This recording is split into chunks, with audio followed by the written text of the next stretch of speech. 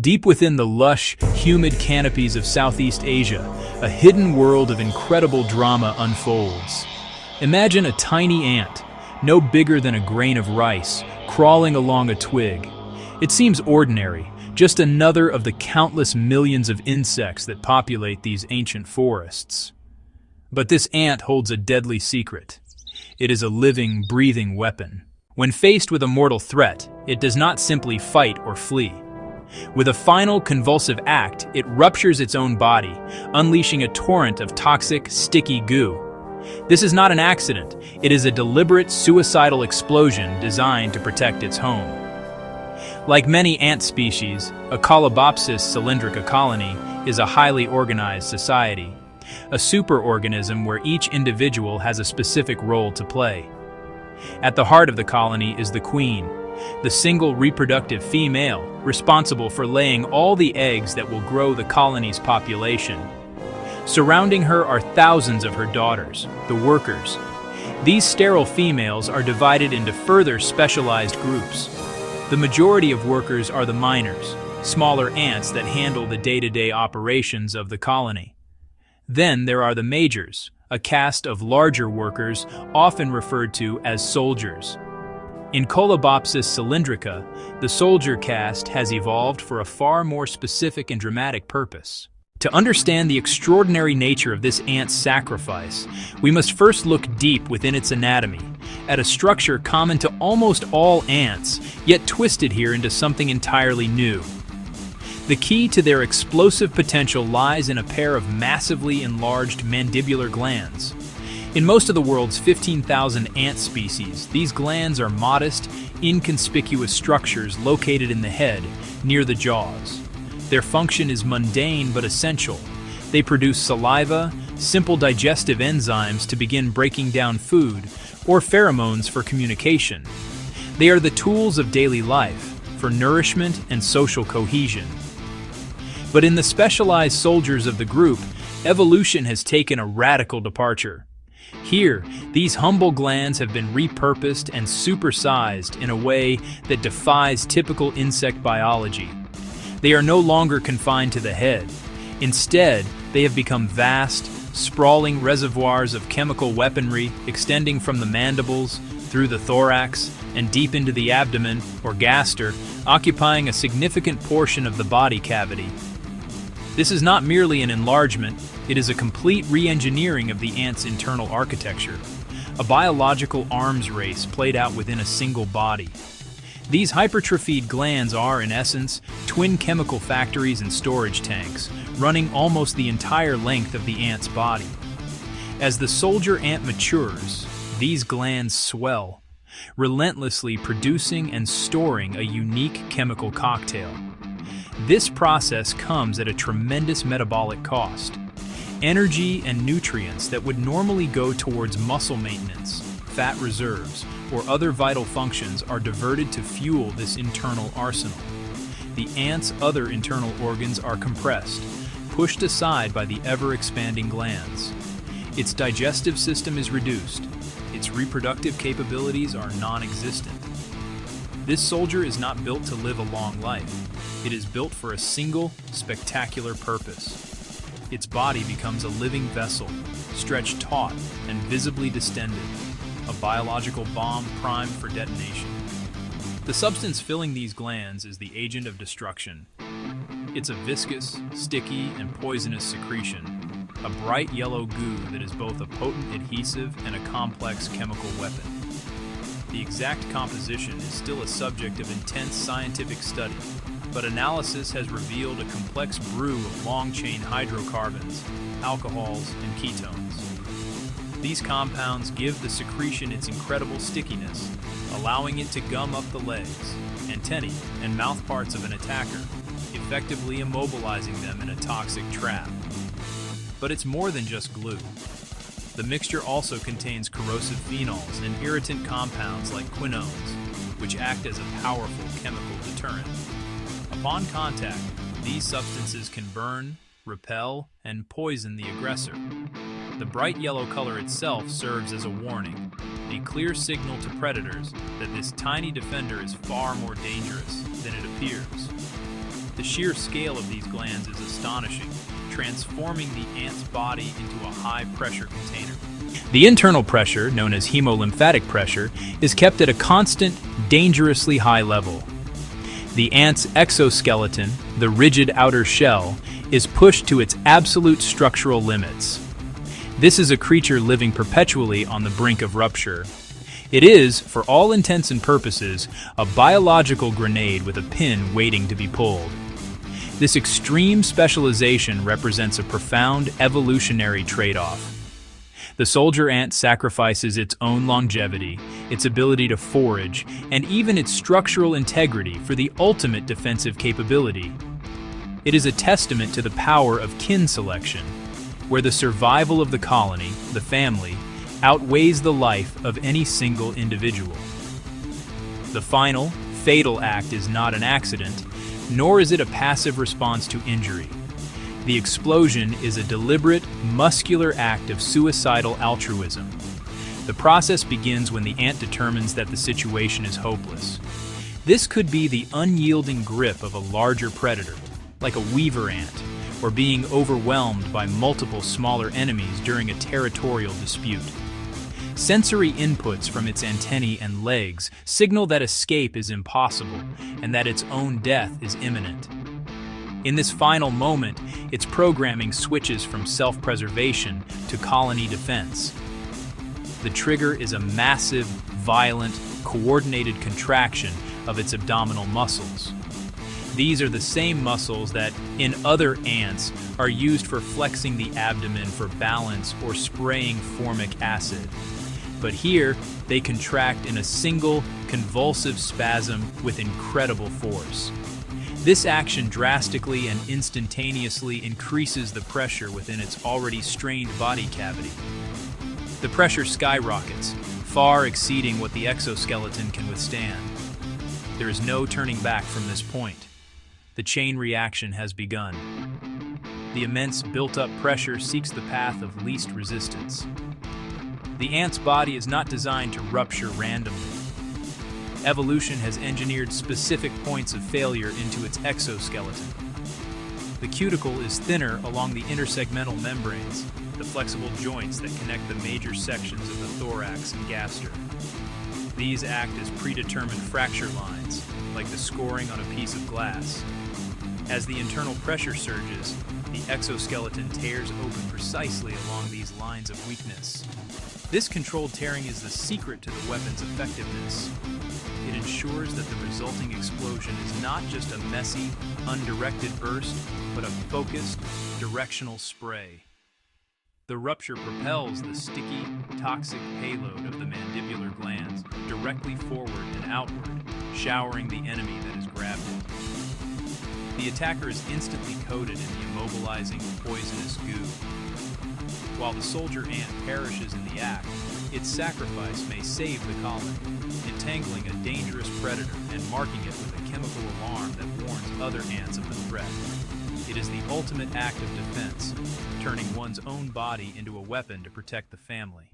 The bright yellow substance that erupts from the ant's body is far from a simple fluid. It is a complex chemical cocktail, a biological weapon refined over millennia. Its most immediately obvious property is its stickiness. The secretion is a powerful bioadhesive, a natural glue that rapidly sets on exposure to air. When this substance sprays onto an attacker, it acts like fast-acting cement, gumming up legs, antennae, and mouth parts. But the glue is only one part of the weapon. The secretion is laced with irritating and corrosive chemical compounds. These substances inflict immediate chemical damage, burning and dissolving delicate exoskeletons, especially at the joints where the cuticle is thinnest. The idea of an animal deliberately killing itself seems to fly in the face of everything we know about evolution. The answer requires us to shift our perspective. We must view the entire ant colony as a single, cohesive entity, a superorganism. Ants have an unusual genetic system called haplodiploidy. Sisters in an ant colony share, on average, 75% of their genes with each other, much higher than most other animals. A worker ant is actually more closely related to her sisters than she would be to her own offspring. From a genetic perspective, the most effective way for a worker to ensure her genes are passed on is to help her mother produce more sisters. The exploding ant takes this principle to its ultimate conclusion. When a soldier ant dies to save the nest, it may be giving up its own life, but it is potentially saving hundreds or thousands of sisters who carry 75% of its genes. The brutal but brilliant strategy of the exploding ant is a source of human innovation. This is the world of biomimicry, where scientists and engineers look to nature for solutions to our most complex problems. For millennia, evolution has been running a global research and development program, testing and refining designs with ruthless efficiency. The answers are often hidden in plain sight. The aerodynamic beak of a kingfisher inspired the nose of a bullet train, reducing sonic booms. The self-cleaning properties of the lotus leaf led to the creation of revolutionary paints and coatings. But the exploding ant offers something more extreme, a lesson born from the ultimate sacrifice. It's a masterclass in chemical engineering, robotics, and even philosophy, all wrapped up in one tiny, determined creature. And humanity is taking notice. One of the most immediate and promising areas of research is in bioadhesives. The yellow goo produced by Colobopsis ants isn't just a deterrent, it's a marvel of natural chemistry. It produces a powerful, fast-setting, waterproof glue from simple, biologically derived compounds. Materials scientists are very interested because this natural adhesive overcomes many of the limitations of our synthetic glues. Most man-made adhesives are toxic, require specific temperatures or pressures to cure, and often fail in wet conditions. The ant, however, manufactures its potent glue on demand, at ambient temperature, inside its own body. It's a model of sustainable, high-performance chemical production. Researchers are working to reverse engineer this process, analyzing the goo's molecular structure to understand how it achieves such a strong bond so quickly. The goal isn't just to copy the formula, but to understand the principle. How to create a non-toxic, biodegradable adhesive that works almost anywhere. The potential applications are staggering. Imagine a surgical glue that instantly seals a wound, far faster and cleaner than sutures or staples. A gel that can be applied to internal injuries, stemming bleeding in seconds, and then safely dissolving into the body over time. This could revolutionize emergency medicine, both on the battlefield and in the operating room. Beyond medicine, imagine an industrial adhesive that sets underwater. The challenges of marine construction, pipeline repair, and naval maintenance could be transformed. No more need for complex, expensive cofferdams or dry docking procedures. A simple application of a bio-inspired glue could seal a leak or bond materials in the harsh, wet environment of the deep sea. It's a technology that could save industries billions of dollars and dramatically reduce environmental risks associated with underwater repairs. But the ant's influence extends beyond chemistry. The very act of autothysis is inspiring a new paradigm in robotics, the design of sacrificial single-use machines. For decades, the trend in robotics, particularly in military and industrial applications, has been to build highly complex, durable, and expensive platforms designed to be recovered and reused. But this approach has its limits. It's risky to send a multi-million-dollar machine into an unstable building or a contaminated disaster zone. The ant proposes a different strategy: radical, distributed, and disposable. Imagine swarms of small, cheap, disposable drones for dangerous sites. Instead of one expensive machine, you deploy 1,000 inexpensive ones. Each drone is a single sensor, a single tool. If one is lost, the mission continues. Some could be designed for a single, sacrificial task: a drone that flies into a chemical spill and releases a neutralizing agent, sacrificing itself in the process. This is autothysis, reimagined in silicon and steel. Perhaps the most profound lesson from the exploding ant has nothing to do with technology, but with philosophy. The existence of this creature pushes us to ask a fundamental question: what defines an individual? Our human perspective is deeply, almost unbreakably, rooted in the sanctity of the self. Our societies, our laws, our art, they are all built upon the foundation of individual consciousness, individual rights, and individual survival. We see the world as a collection of billions of distinct I's, each with our own story and destiny. The idea of willingly sacrificing oneself for the group is an act of extraordinary heroism, precisely because it goes against our most basic instinct for self-preservation. But the world of the eusocial insect completely shatters this perspective. For a Colobopsis ant, the colony is the individual. The worker is merely a mobile, disposable part of that larger whole. It is a cell, not an organism. Its life has meaning and purpose only in the context of the colony's survival. When a worker ant explodes, it is not an act of individual heroism in the human sense. It is more akin to a skin cell flaking off, or a white blood cell engulfing a pathogen and dying in the process. It is a programmed, systemic response. The worker ant doesn't decide to sacrifice itself. It's simply a sacrifice, a living tool designed to be expended when the superorganism requires it. This starkly different model of existence raises critical ethical and philosophical questions as we venture deeper into the realms of artificial intelligence and robotics. When we create swarms of autonomous drones that communicate and coordinate their actions, are we creating collections of individuals or building a technological superorganism? When we link powerful AI systems into a global network, does a new level of self emerge from the system, one for which the individual nodes are expendable?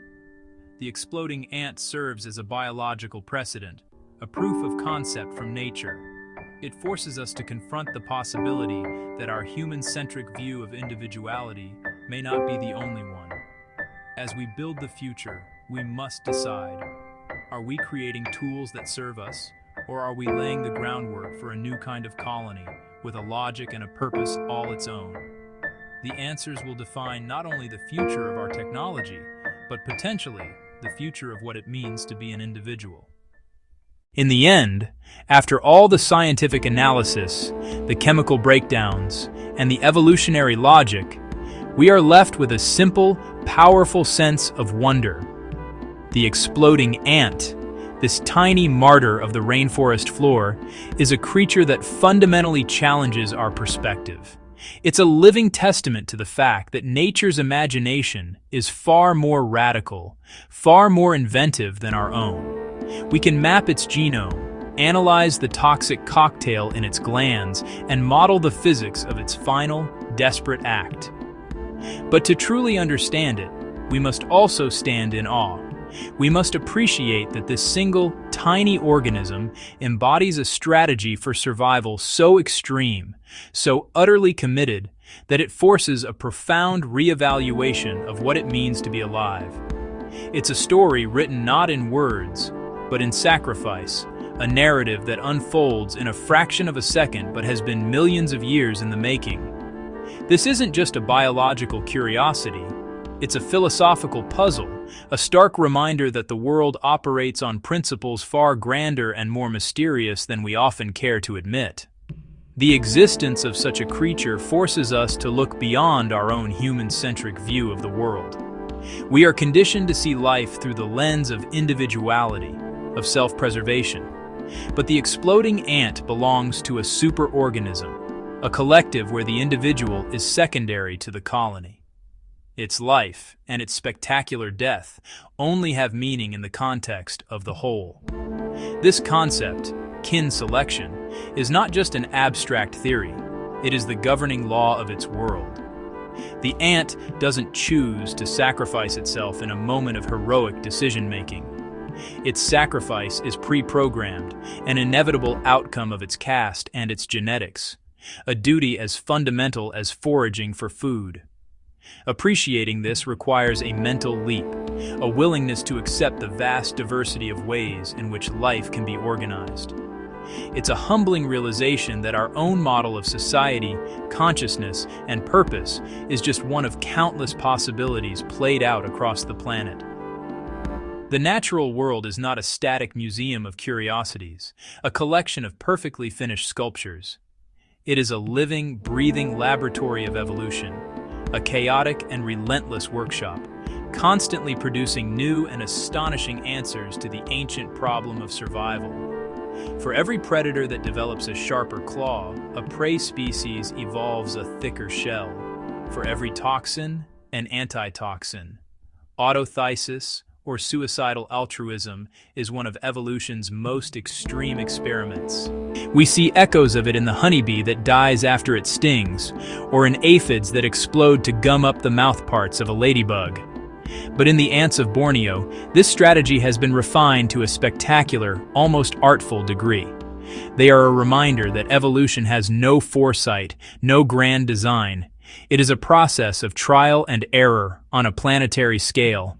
And sometimes, the most successful solution is the one that seems the most paradoxical. To ensure the survival of the many, the one must be prepared to detonate.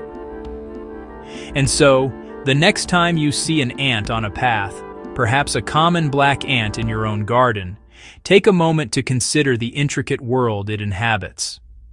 It may not be a walking bomb from Borneo, but it is a part of that same epic story. It belongs to an ancient and sophisticated society, a civilization in miniature that has mastered agriculture, architecture, and chemical warfare on a scale that dwarfs our own brief history.